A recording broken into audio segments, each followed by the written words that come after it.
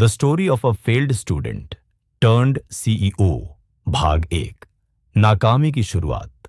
राजेश का जन्म एक छोटे से कस्बे उत्तर प्रदेश के मिर्जापुर जिले में हुआ था।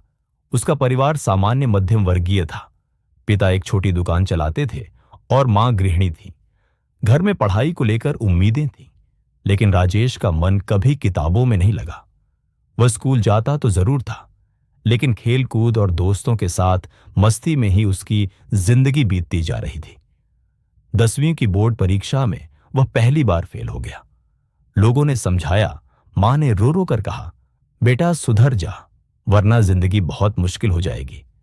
उसने वादा किया कि अगली बार मेहनत करेगा, लेकिन फिर से वह फेल हो गया। अब हालात और खराब हो चुके थे। रिश्तेदार ताना मारते, इससे कुछ नहीं होगा। स्कूल के टीचर तक उसे नाकाम और बेकार कहने लगे। यहां तक कि उसका आत्मविश्वास भी चकनाचूर हो गया था। राजेश ने खुद को बंद कमरे में कैद कर लिया था। लेकिन कहते हैं ना, जिंदगी जब सबसे ज्यादा अंधेरी हो तभी कहीं एक रोशनी की किरण निकलती है। एक दिन किताब के पन्ने पलटते हुए उसकी नजर एक लाइन पर पड़ी, इरादा बदलो, किस्मत खुद बदल जाएगी। वो लाइन उसके दिल में उतर गई। पहली बार उसने महसूस किया कि शायद किस्मत की गलती नहीं है, सोच की गलती है। भाग दो। सोच से शुरुआत राजेश ने तय किया कि अब सब कुछ बदलेगा। कोई जादू नहीं होगा, लेकिन अब हर दिन एक छोटा कदम होगा सही दिशा में। वो सुबह 5 बजे उठने लगा।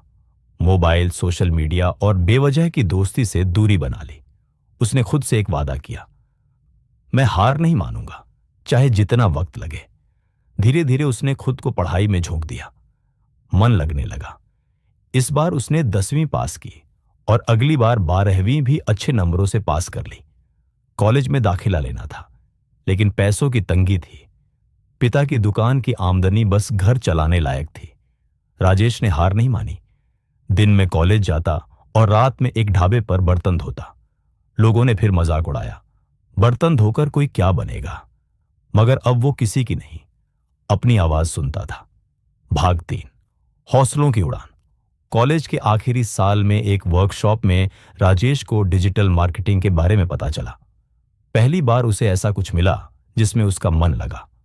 वह ऑनलाइन फ्री कोर्स करता, यूट्यूब से सीखता और खुद प्रयोग करता।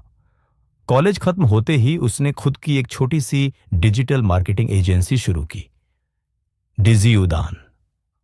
ऑफिस तो नहीं था, लेकिन एक पुराना लैपटॉप और ढेर सारा जुनून था।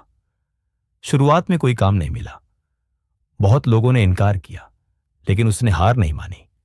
उसने कुछ क्लाइंट्स को फ्री में सर्विस दी और जब उन्हें रिजल्ट मिले तो धीरे धीरे काम बढ़ने लगा। 2 साल में ही उसकी कंपनी ने कई छोटे व्यापारियों को डिजिटल किया। 5 सालों में डिजिदान एक मल्टी मिलियन कंपनी बन चुकी थी, जिसके 200 से ज्यादा कर्मचारी थे और देश भर में क्लाइंट्स थे। राजेश अब TDX पर अपनी कहानी सुना रहा था।